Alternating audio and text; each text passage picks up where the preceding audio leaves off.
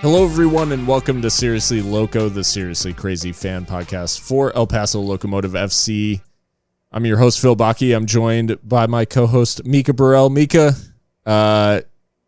in a week packed to the brim with football news around the world, particularly with our other clubs, Locomotive had to just squeeze in even more. This has been quite the week for you and I. Oh my goodness. Yeah. So much change. I mean, Jurgen Klopp leaves Liverpool. Arsenal fall just short in the Premier League title race. And then Locomotive sacked the manager. So it's a lot, but yeah. What did Jurgen Klopp say at his kind of send off? He said change is good, right? He did. So I'm running with that, I think. Yeah. No, and it's fair to I think it's fair to have that outlook. We'll obviously dive deep into the departure of Brian Clarhaut and the announcement today around his replacement. But before we get into all that, just make sure if you're finding us for the first time and you're joining us in this new era of Locomotive, we've been here the whole time, and you can go ahead and subscribe on your favorite podcast platform, or follow us on Twitter and Instagram, or best case, do both of those things. Yeah, it'll be really interesting. Keep an eye out for stuff around the new boss. And we'll obviously have a lot of coverage there as he gets going this weekend against Charleston, and we will look ahead to that game tonight as well. But Mikka, I mean, there's really only one place to get started, and that is El Paso Locomotive announced following in the hours after the defeat to Memphis, that late defeat in stoppage time. It was announced, El Paso Locomotive FC announced today, that was Friday, that it has parted ways with head coach and technical director Brian Clarhaut effective immediately. Assistant coach John Burklow departs the club as part of the change. El Paso Locomotive FC expresses its sincere gratitude to Clarhaut and Burklow for their dedicated service to the club and wishes them and their families the best in their future endeavors. Details regarding the club's next head coach will be announced in the coming days. Spoiler alert, that has already happened. But Mikka, I mean, obviously the disappointment of another late loss this season, in a season where Locomotive just have not gotten off the ground. We had sort of the false dawn at Loudon, and it just, hasn't come together. I wanted to ask first for you to, thinking about Brian's whole tenure, coming in last season in place of John Hutchinson, and now departing just 11 games into this season. I wanted to get a sense of how you think about Brian's tenure here, and just where it, what were the pros and where did it ultimately go wrong? Yeah, I think, I mean, there's definitely been a lot of highs, a lot of lows, more lows lately, to be fair. I think the club was in a really weird state of flux when Brian came in. I think we were kind of reeling a little bit from the John Hutchinson season, to be fair. I don't think that was a good fit for club or manager. And I do think that Brian Clarhaut differed in a lot of ways from John Hutchinson, and that I do think he tried to ingrain himself with the community and reach out to fans. You know, he did those coaches shows, you know, always available for media, you know, didn't seem to begrudge that part of the job, right? Whereas with John Hutchinson, I think there's many places he'd rather be than in front of camera and journalists. And so, you know, as someone who covers the team, I was always appreciative that Brian, even in some of the darkest moments really of his tenure was, respectful with the media and tried to answer questions as fairly and as adequately as possible. So, from someone who covers the team, I did have appreciation for him for that. Now, it's a results-based business, and he wasn't getting results. And I think in this season in particular, when the club have essentially given him the keys, right, as head coach and technical director, and I'm sure we'll talk about that kind of dual role tonight. But yeah. These players that he brought in that we've talked ad nauseum probably about this on the podcast, that the recruitment was good, but it is also the fact that the recruitment was so good that kind of like led to his downfall essentially, because there's no way that this team should be playing as poorly and getting as poor of results as it has been. And so, it seems to us that it was felt by the club that, like, you got your guys, we supported you, we backed you, and now you're not delivering on the pitch. And I think at some point his position just became untenable. It's also been put to us by sources here and there that he had lost the locker room, and that's really not something that you can come back from, right? So Brian, for all his positive contributions to Locomotive, such as, the longest unbeaten streak in our history, and just, trying to center the fans again in the culture of the club. He just wasn't getting the results, and he can also be kind of a spiky character, kind of intense, and I think when results are going as badly as they are, couple that with maybe his outlook on things, and it kind of grates on certain elements of the locker room. And so, the change had to be made. I think from our understanding, Alan Ledford and Brad Taylor broke the news to him and John after the game. Obviously, the decision had been made well before that. I've seen some people suggesting, like, wow, Memphis got him sacked. And it's like, no, the decision was made before that. I mean, these things take time. You can't just, do that off the cuff. Or at least you shouldn't. So, but yeah, it's unfortunate and it's disappointing how the season has gone. But I do think that it was the right decision for the club.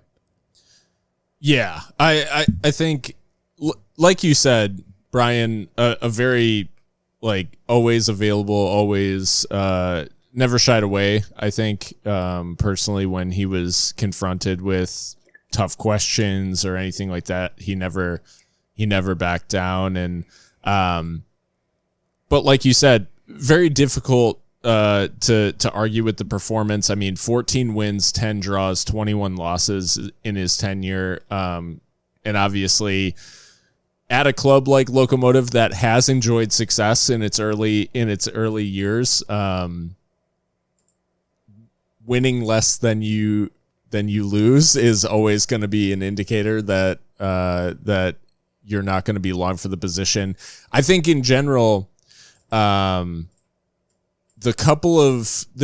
a handful of maybe moments or handful of big things that just come to mind. I mean, when you talk about that unbeaten run, there were many around the league, and I know us personally who, in the midst of that run, we were thinking like, man, this is the way they're playing is so sustainable.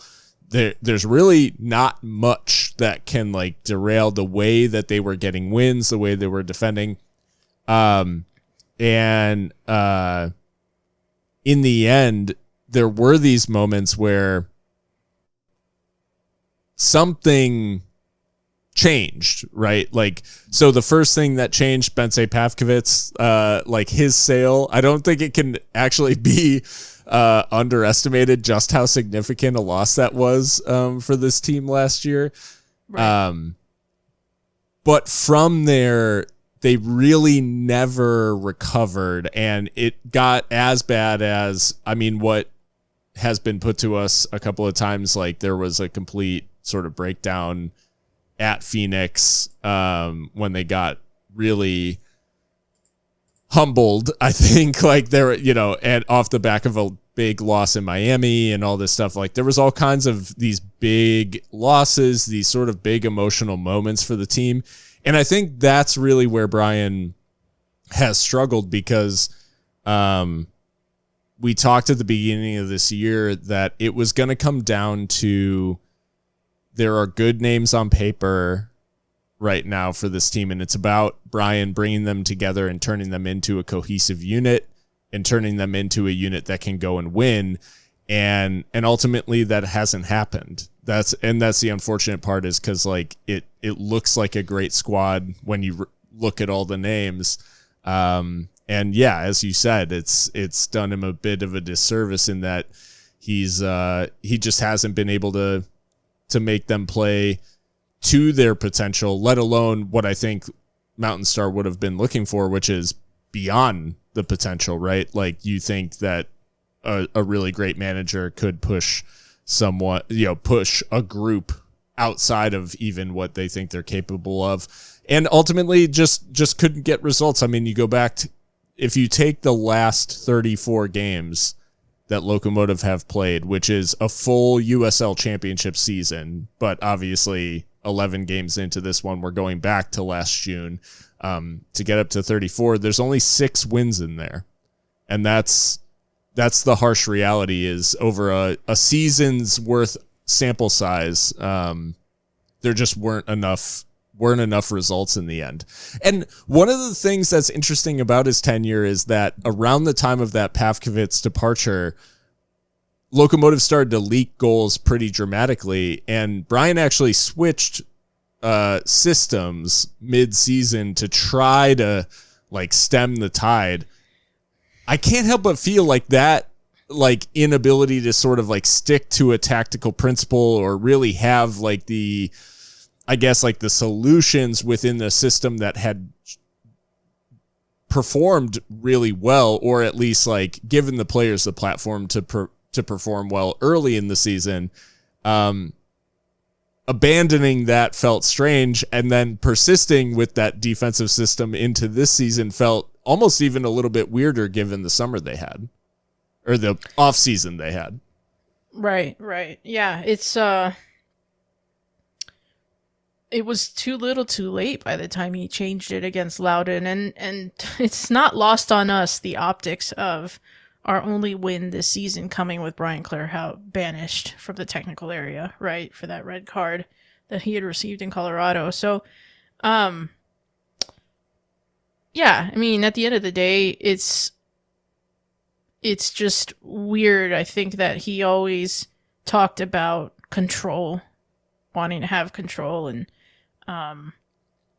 even in this defensive system that we had employed for most of this season so far, we never really had that. I mean, it was so easy to just knock the ball into the space behind the marauding wing back and you'd be on your way against El Paso Locomotive. It was too easy to play against us. And another thing that I think was indicative of a breakdown in communication between the coaching staff and the players is how many late goals we give up. I mean, most recently against Memphis, the fact that these players can't focus for 90 plus minutes, I mean, that can only be a coaching thing, I think. Yes, the players do need to take some responsibility, and I hope that there are people in that locker room telling each other, looking each other in the eyes and saying that this is simply not good enough. But, as we've talked about before, you can't sack all the players, right? So, Brian Clarhaut unfortunately paid for this with his job, and that's just the way that it goes. But, yeah, the players absolutely need to stand up now, and stand up and be counted and show up for our new boss, who, I think, I don't want to jump the gun too much because I know we're still talking about Brian, but I think Wilmer Cabrera is going to command a level of respect that maybe Brian couldn't do, or that John couldn't do. First of all, he's about 20 years older than Brian. Storied career as a player and as a manager. And so, yeah, I think it's an interesting time, and we're at a really serious crossroads for the club. But yeah, hopefully, things can improve. I mean, surely they can't get worse, right? We'll see. But I mean, We do go on the road to Charleston, so it could get worse. But anyway. Yeah, well, and I think we talked about one of the things that really sticks to me about Brian's introduction is how it seemed he was being very thoughtful about the fact that he needed to change, or one of the things the club had identified about sort of the aftermath of the John Hutchinson era was that connection with the fans, and having that connection again between the playing and coaching staff and the supporters was so important. I think what has been tough, and it's tough to pinpoint exactly like where this comes from within the club, right? Because certainly these decisions are taken not just by a manager, not just by, they're made among a group of decision makers at the club. But I think about when things started to go south last season, how the coaches show like stopped, and they kind of brought Brian out of the public eye, and he wasn't really answering questions about like from supporters.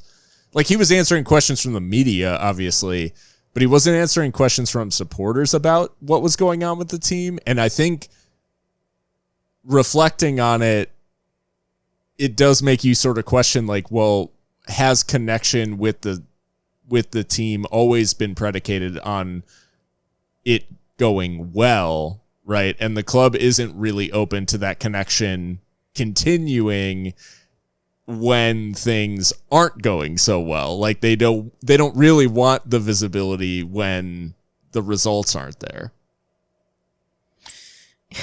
It's interesting because I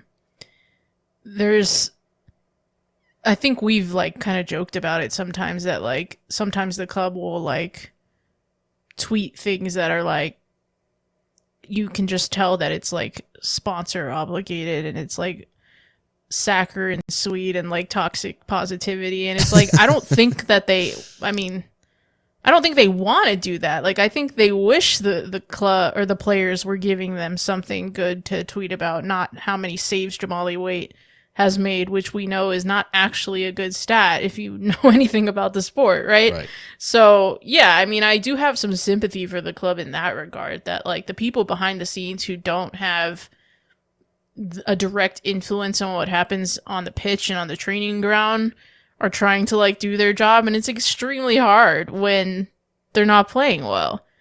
So I do have sympathy for those at the club in that regard.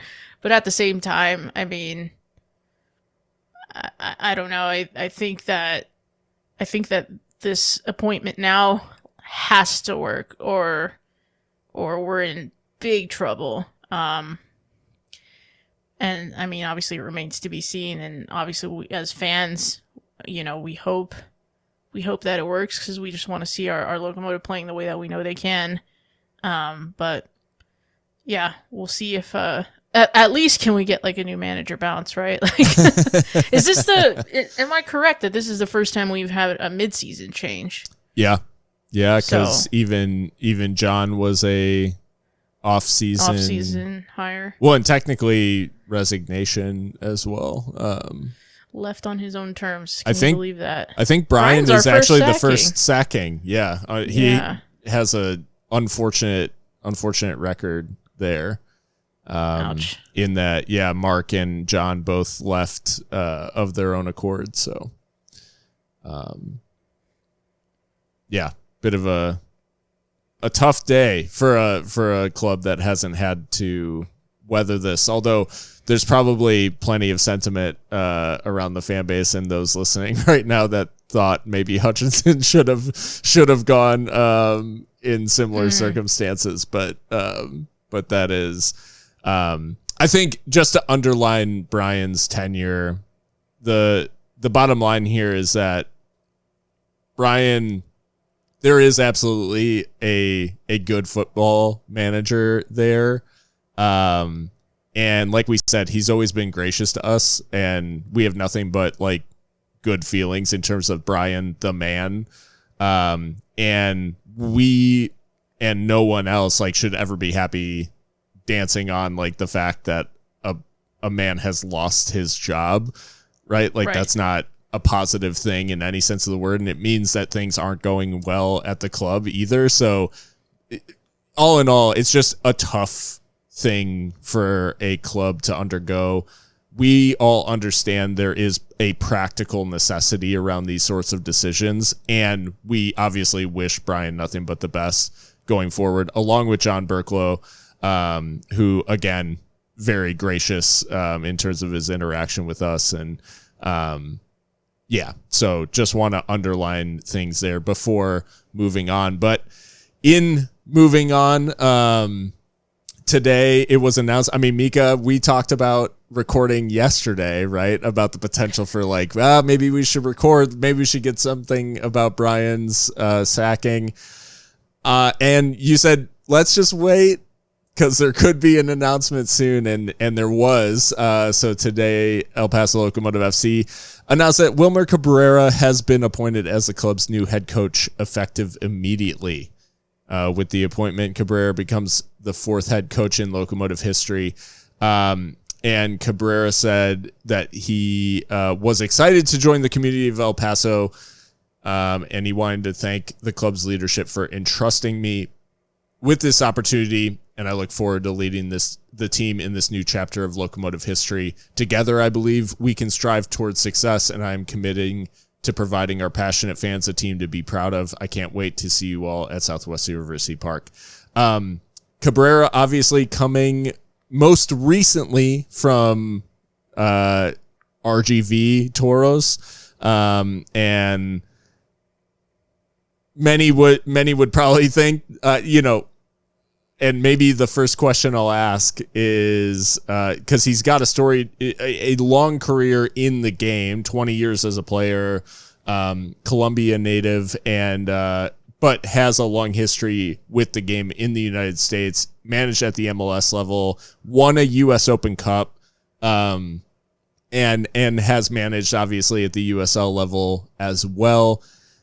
What would you say to a Locomotive fan whose experience with Wilmer Cabrera is as the RGV manager and a club that, despite giving us fits in head-to-head matchups, has always sort of been beneath us in terms of the table? And some would say like, we're appointing someone who got sacked by the guys that we think weren't good to begin with. So what do we say, I guess, about Cabrera's appointment in that sense of coming from an in-state rival? Yeah, so I mean, I don't begrudge anyone who doesn't think it's the sexiest appointment in the world or the most exciting. I know in the lead up to the announcement, there was shouts about Neil Collins and Rick Shantz and people like that who, have had like really strong winning sides in USL Championship. But what I would say is, at this delicate kind of crossroads for the club, maybe we do just need a safe pair of hands. And I think Wilmer can be that. I think he's probably on the more pragmatic side as a tactician. And, you bring up that he managed RGV Toros over two separate spells, and they were never towards the top of the table, really. But what I would say to that is, I don't know that RGV were necessarily backing the manager as much as Locomotive does, right? With players, investment, and the infrastructure and all that kind of thing. So I think it's a match for Wilmer that intrigues. I can see why he wanted the job, because he'll probably get more financial support here for things that he wants to do. Now, granted, he's got to work with this squad that has already been pretty expensively assembled by Brian Clarhaut, and there's a lot of great players that he's inheriting here. And you brought up the U.S. Open Cup triumph with, I think, Houston Dynamo. Yeah. I think they made a couple deep playoff runs, too, under him. They did. Won a Canadian championship with Montreal Impact. So, I mean, that's more trophies than all of our previous managers combined. Yeah. So, as much as we say it's a results-based business and that's why Brian Clarhaut got the sack, I mean, Wilmer Cabrera he brings silverware with him, right? Couple that with the fact that he had an amazing playing career. And I know that doesn't always mean, great players don't always translate to great managers, but I do think that something that I hinted to earlier in the show is I do think that there's a certain air of respect that he's going to command from the locker room. I mean, this is a player that was part of the Colombia squad for the better part, almost a decade, played at the 1998 World Cup in France, made over 300 appearances, I think, for América de Cali, which is one of the biggest clubs in Colombia. So, he can relate to the players on that level. You brought up that he's a Colombian native. Now, granted, I'm not trying to say that like Latin America is a monolith, but, he might find that it's easier to adapt to the culture here than perhaps Brian Clarhaut or John Hutchinson could. Spanish speaker, has lived in Texas before. Yeah. It might not be such a culture shock for him. And so I think that that's really, an intangible that is certainly in his favor. So I personally, I would understand if fans think it's not the most exciting appointment, but I personally am cautiously optimistic. I do think his resume, I mean, it's hard to argue with what he's won and the experience that he has, and maybe we do just need an experienced, steady hand, older gentleman, right? So I'm cautiously optimistic, and certainly I'm gonna support him and see what he can do, and I'm sure we'll have him on the show at some point so we can give him the Seriously Loco treatment and have him introduce himself to the diehards who listen to this. So just stay tuned for that, I guess. Yeah, absolutely. And it's funny because when it got announced, I will admit I fell in the camp of like, this kind of feels like maybe we're treading some already trodden ground sort of thing. Like, you obviously, as a supporter, you're looking for them to like knock your socks off, right, with the appointment. And right. The initial appointment is like, okay, like, makes sense in a lot of ways, and in some ways it's like, are we pushing the envelope enough? But I did take a little bit of a page out of Jurgen Klopp's book, because he said in his first press conference with Liverpool, it's not about what they say about you when you take over the job, it's what they say about you at the end, right? And so I specifically looked at, okay, what were they saying about Wilmer Cabrera when he left Houston and when he left Montreal? What were they saying about him then? And the interesting thing that I think makes this appointment make a lot more sense for me is the context of that 2016 to 2019 Houston team, where they hadn't been to the playoffs for 2 years in MLS, which has very broad playoffs similar to USL. So, I mean, truly one of the worst teams in the league, right, for a couple of seasons. He takes them to a Western Conference final in his first season. So completely overachieves, right? Wins the US Open Cup in 2018. So again, like, huge overachievement. And defeats a Philadelphia Union side in the final that, like, many would have said was the better side. And they win 3-0 in that final. And they had, by a distance, the lowest payroll in MLS in 2019 by the time he was let go. So that in and of itself, like, does suggest that his management makes a significant difference in where that team finishes, right? And I think RGV fans already have been expressing, like, and RIP RGV, but a lot of fans of the former RGV have already been expressing that they're glad that he's getting a shot at a club that is going to back him, or has backed him essentially already in the transfer market. So all that being said, it does give me a little bit more of an optimistic look of someone who can, if he can outperform the level of the squad, that suggests that he could put this Locomotive team right back in the mix, like if he's able to hit the ground running. One of the conversations we were having was about style, and you mentioned the fact that he might be a little bit more pragmatic.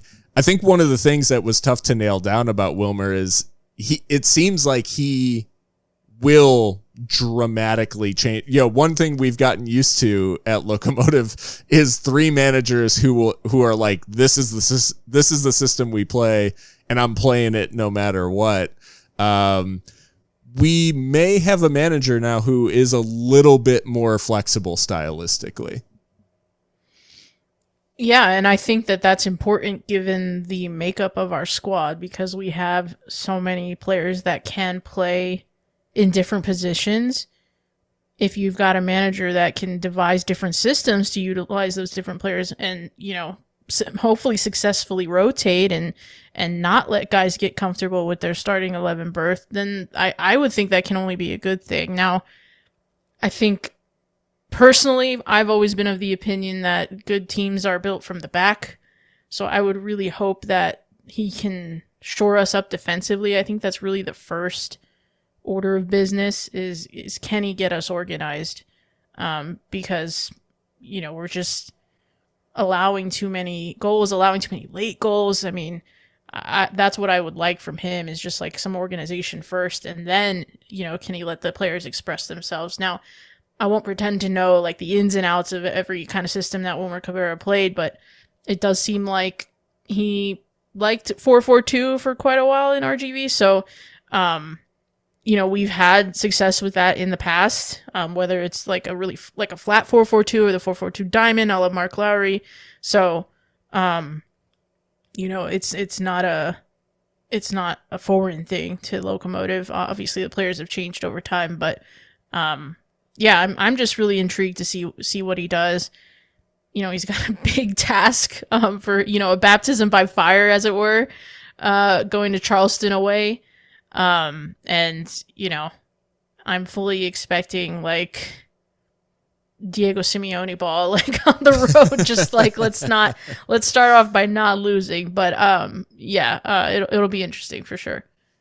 Yeah, I think he's played like sort of a mix of a back 4 or at times back 3, back 5, whatever you want to call it. He has mixed it up in that way. I would say, given what we've seen from Locomotive, I would expect the 4-4-2.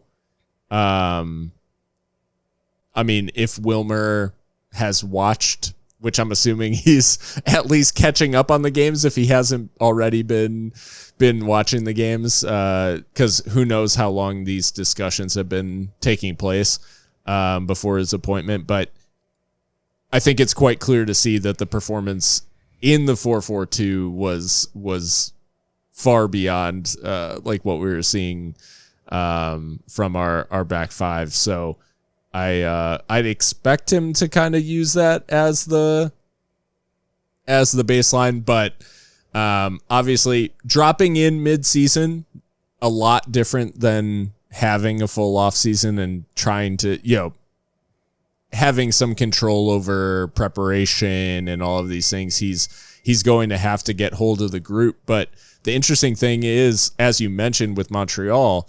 that Canadian Championship run was after he had just been let go by Dynamo. He gets appointed on a short-term basis after Montreal Impact sack Remy Gard. He goes in. He didn't have an earth-shattering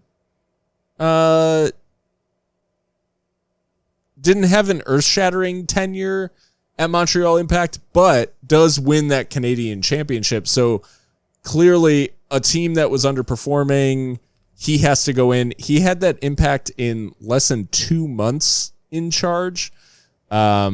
So it does suggest that he could come in and do something pretty special in a short amount of time with a group that he didn't have any history with. I mean, on that subject, Phil, of the dropping in mid-season, I don't know that we can necessarily say Wilmer Cabrera is like a caretaker manager because it's still too early in the season to really do that. He's not trying to like guide us for our last couple matches, right? He's come in at like pretty much like the third waypoint, I guess. But one thing that we noticed in the press conference is he's very explicitly only the head coach. Yeah. He's not been given the keys fully as the technical director the way that Mark Lowry, John Hutchinson, and Brian Clarhaut have or were. So do you think that hints at either a change in structure at the club or a short-term thought or train of thought for Wilmer Cabrera? Like, is this someone who just needs to see out the season for us until we get the guy we really want to give all the keys to, or somewhere in between? What do you make of the fact that he is explicitly not the technical director?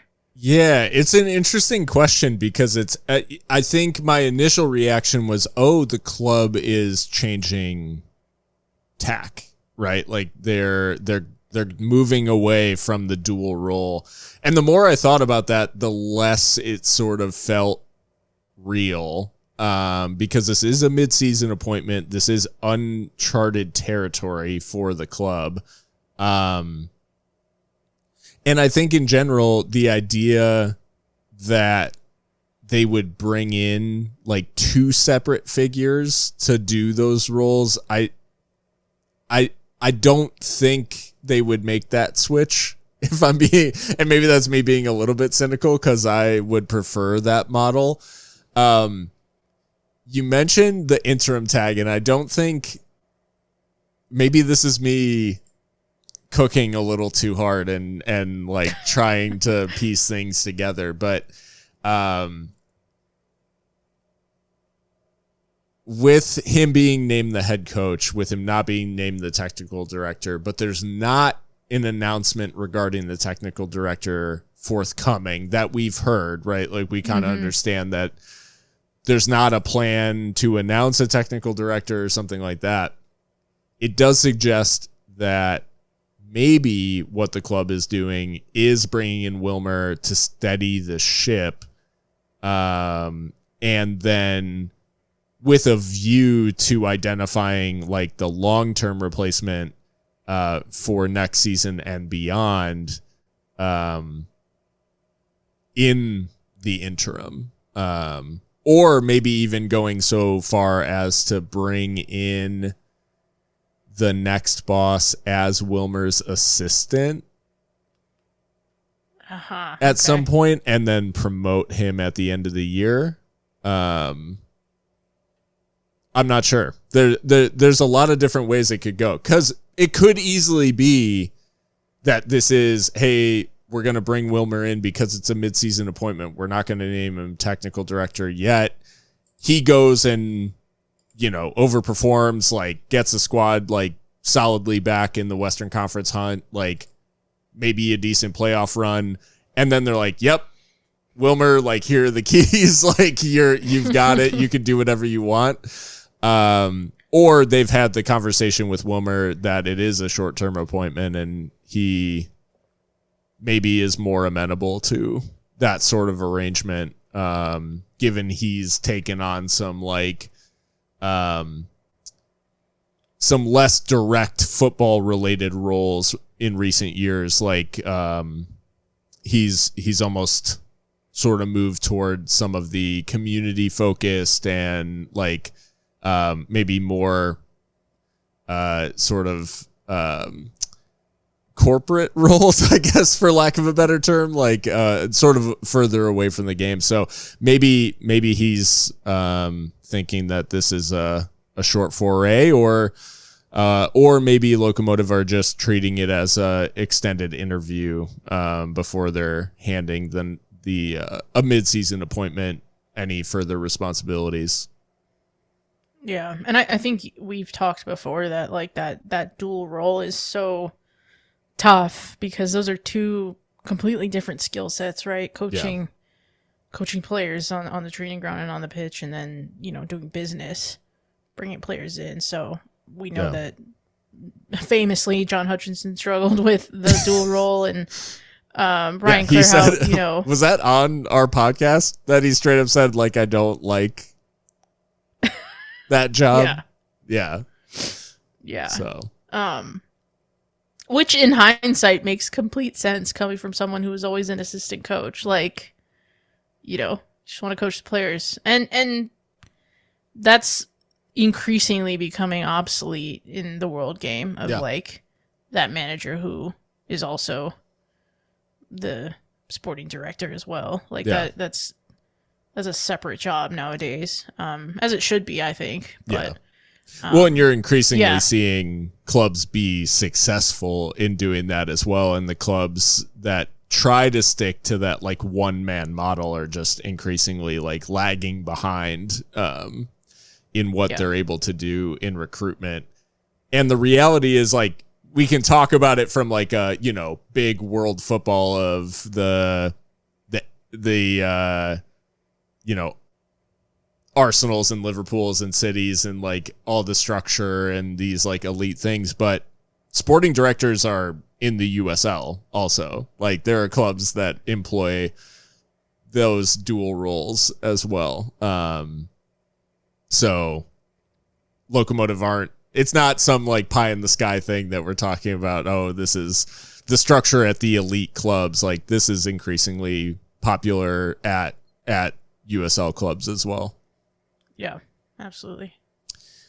The last point I wanted to say before we do briefly talk about the fact that Wilmer's first game will be against Charleston Battery of all teams. You can't think of a bigger challenge than an undefeated team at the top of the East. But on the road. But before we get to that, I mean, in talking about the fact that, Wilmer has often been, if you go through his coaching CV, his first managerial job was with Chivas USA in the year that they stopped operations. So not exactly the most well-funded or like sought after project. Then RGV, then Houston, as we mentioned, like lowest payroll in MLS, then dropping into Montreal, and then coming back to RGV, which again, well known. I mean, they've shuttered operations since then. Like, we know that it's not the most well funded, or it wasn't the most well funded project. It didn't have the backing that he probably deserved. And we said he was like outperforming the level. Well, now this is essentially the first time in Wilmer's managerial career that he's being handed a squad that is above average on paper for the level that he's at. Like, in his whole career, he's never had the amount of talent that he has at his disposal. Do you see that as like good or bad, I guess, from a guy who's just never had to manage a squad who maybe thinks they should be towards the top of the league? I mean, we just got done saying that Brian Clarhaut had lost the locker room, so I think that there's a lot to repair there, and my hope is that Wilmer's experience will be inspiring to the players, and that they'll want to come even close to emulating what he was able to do as a player. And again, I do think it matters that he's somewhat older. I know I'm talking about a lot of intangibles, but like, John Hutchinson and Brian Clarhaut were kind of closer in age to the players than some other coaches. Think of like, Bob Lilly, he's a little bit older there, so many years of experience. I think it's going to be somewhat similar there, that maybe there will be that kind of distance, if you will, between the players and the staff, and they'll just look at him as, this is the gaffer and we do what he says. In that same vein, I do wonder how he will manage egos, right? Because I think part of the fallout of the Brian Clarhaut era too is a lot of players I don't want to say like being put out to pasture, but I mean, there are a lot of club legends that are increasingly marginalized. Yeah. Think Yuma, Edabarelli, the like.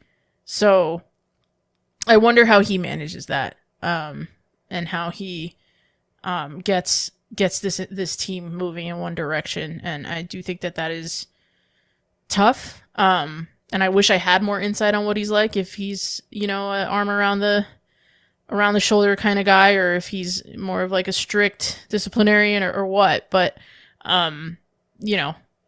it'll be different for sure. Well, and hopefully we'll be able to bring you some of that insight if we're able to get Wilmer on. Yep. He will need to, whatever his plan for getting the locker room on side and making sure that they're ready at the weekend, he will have to move quickly. Like we said, Charleston Battery away. One of the toughest places to go this year in USL. They not only haven't lost at home, they are 4 wins from 4 at home. And the goal difference at home also makes for some scary reading, as they have absolutely just smashed opponents at Patriots Point. All in all, 27 points for Ben Pirmann's Charleston side, 26 goals for, 7 against through 11 games. So they are the most formidable opponent that Locomotive could possibly be facing. And in Wilmer Cabrera's first match in charge, you mentioned Nick Markanich, and a little bit a player who like has sort of who is Phil and Mikka coded, in that an Illinois native and a Filipino descent. So he is like a fave for the both of us from afar.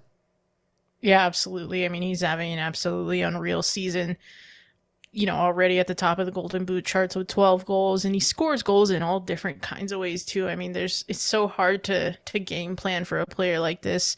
And, Charleston Battery are led by possibly the best manager, one of the best managers USL Championship has ever seen, in Ben Pirmann. Won Coach of the Year in 2022, I think. Incredible record with Detroit City when they were NPSL? Question mark. And of course with Memphis. And Nisa, I think, or maybe one season in Nisa. But either way, coming through sort of the amateur levels. Yeah, so I mean, he's proven it as he has stepped up, as a coach. Because I think at Memphis he was kind of interim and then became permanent, then won Coach of the Year, then gets the move to Charleston, and so I mean, they're absolutely flying. I mean, they score goals for fun while having kept the most clean sheets in the league as well with 6. So they're just the team to beat right now, and I think the focus for El Paso Locomotive is going to be to just come out of there with some dignity, right? I think a draw is an absolutely stellar result. But obviously we want to see us get, wins more consistently under Wilmer Cabrera. But I think, for this baptism by fire, as I called it earlier, I think a draw would do just fine. Absolutely. Yeah. Charleston in the midst of 6 wins on the spin. So they've been absolutely unreal. Obviously unbeaten on the season. Like I said, the other sort of players to look out for, I would say, in terms of when Locomotive fans are sizing this team up, is kind of everybody. Like, if that makes sense, that they are truly, like, Ben Pirmann has built a team that is so solid for this level, and I think they are a genuine threat every single time they take the field. Nick Markanich obviously taking the headlines with the amount of goals, and he's got 3 assists to his name as well, so 15 goal involvements already in this young season. But MD Myers, not to be turned a nose up at. as essentially the bet that Pirmann took in the offseason was Augie Williams, who was the main number 9. He goes to Indy. And the bet they took was between Markanich and an MLS Next Pro striker. Like, they would be able to replicate Williams' output. And the scary thing is that they've well surpassed Williams' output, because Augie Williams, I think, had 13 goals last year. Markanich has 12. It is May. So yeah, anyways, extremely scary. Emilio Akaza, we've been on a bit of an RGV kick, obviously, with Wilmer Cabrera's appointment. That will be a player that Wilmer is quite familiar with, as Akaza was a mainstay for his RGV side. And then Aaron Malloy, who is a player who came from Pirmann's Memphis team, and he eventually got down to Charleston with a year, I guess, in between. But his addition, danger from set pieces, controlling sort of midfield presence, and just like ball progressor.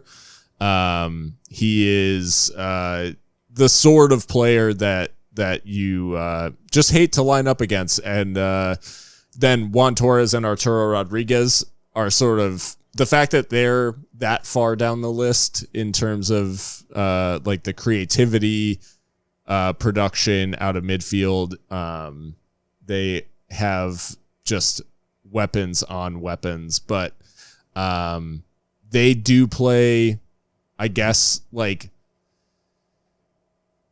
a 4-2-3-1 would be the easiest way to characterize it. And they've become, it's funny because I would say Pirmann has sort of moved from, he would typically play like a back three with flying wing backs. He's moved away from that in the last like 18 months or so. And it is a very midfield focused side with just a devastating attack and a solid defense. And all of this after losing Fidel Barajas. Yeah. Like, the crown jewel, right? The young players going to real Salt Lake. Yep. Him and Luna. Yeah, so just incredible what he's been able to put together there in Charleston. And going to be a tall task for our new manager. But hopefully that mystical new manager bounce can come our way, please. Well, I was going to say, with all things being equal, if you're Wilmer Cabrera, we've seen that he can play a 4-4-2, or in some cases, I think like out in possession, it's become something like a 4-2-4, which is not dissimilar from what we've seen from Locomotive. He can also play a back three. But assuming he sticks with the hot hand and goes with the 4-4-2 or something along those lines, what would you expect, or who should Wilmer trust in this first matchup? So you're asking me to give you like an 11? Not all 11. Maybe in some of these toss-up sort of positions, like who are the players that you would give the nod? Yeah, I mean, I think you have to find a place in your team for Lucas Stauffer, just because if there's anyone who hasn't put a foot wrong in this season, it's him. Yeah. I think he's been our most consistent performer in, left back, right back, left wing back. It doesn't matter. He's been solid. Amando Moreno and Justin Dillon. I mean, the two up top that when we have scored goals, it's typically been them. So I think you find a place for them, and also for the captain, Eric Alvillo. I think that his form has seen some signs of life, right? Has got off the mark in the goal scoring department as well. So yeah, I would think he'd find room for those players. But again, I think he has to figure out how to make us solid first, and able to sustain our shape for 90 plus minutes, because I think that we've been pulled apart too many times this season, and it's become almost a meme to knock the ball into the wide areas, past our fullbacks. So yeah, that's kind of what I'm hoping to see, is just some solidity, and something that makes sense. Yeah, it's interesting because I would love to see us, and maybe this is on paper it sounds fun and it's probably stupid in practice, but if you could get Moreno, Dylan, Moshabane, and Rivas all in the field Fantastic at once, Four. that would be nice. But I think the reality is, what I'd almost like to see, and I know like we talk about 4-4-2, I'd like to see Eric. I thought Eric in wide areas was not like necessarily my favorite against Memphis. Well, it's certainly not like natural to him, is it? So yeah. So if you're going to play Bolu and Liam and Eric, I'd almost rather see that as a 3 and then just play Dylan, Toomey, and Amando as a 3. Yeah. Like if you're going to do it anyways, just go to a 4-3-3. Like that would be my thing. Cause like if you're going to make Eric play right wing, I would say do something else. Like, why cause do that Eric, when we have like 3 right wingers? right. Yeah. Where it's like, if you're going to play a winger, like if you're going to play 4-4-2, it may as well be Rivas, especially if you're going to play Liam and Bolu in midfield and just say, hey, you guys are responsible for covering all of the space. Cause we got tons of attackers out there, but yeah, I think in general, the funny thing about this Locomotive team is that the players who have been in the team are the players who probably should continue to be in the team. And now, like you said, the emphasis does really shift. They've got no excuse now. Once a manager has gone, they really have to like look at themselves and make sure that they are contributing to the level that's expected, like given their Absolutely. history. So I think there is a bit of a pressure that will enter. Obviously, I think this first match though is a bit of a free hit, and maybe the manager is actually lucky in that way, where no one's expecting. Literally, no one has won at Charleston yet. No one's even taken a point off of Charleston at home yet this season. So, like, not a ton of expectation. And if it is a pasting and there's like any perceived lack of effort, that will be like essentially the worst possible start, right? Like if there's any, like if it gets really out of hand and it feels like the players are demoralized, like that'll basically be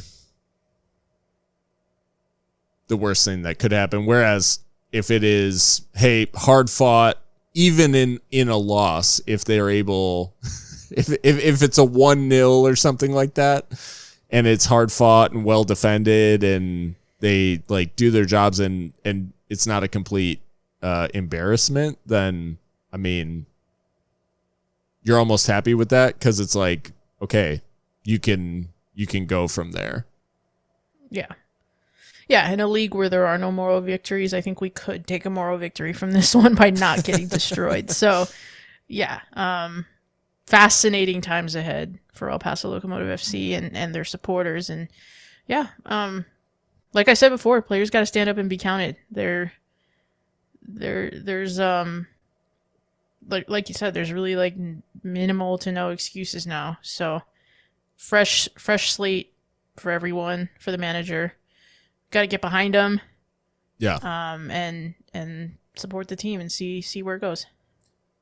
It will be an absolutely fascinating start to proceedings. I know kickoff, another weird one, another 5:30, I think, Mountain Time on a Friday night. Again? Yeah. Oh, Lord. Yeah, 3 in a row, which is absolutely brutal. I think I'm going to try to watch along this one. If I'm flying solo, it is what it is. 'Cause I might be able to. Okay. But either way, like, it is the end of the Friday kickoffs for a while, I think, which is good because 1 was weird, 2 was bizarre, especially given the circumstances, and 3 in a row is downright like diabolical, especially on a day where people work. The kickoff happening, 30 minutes after closing time, if you will, for the 9 to 5s, like people are clocking out and have half an hour to make it to their TVs.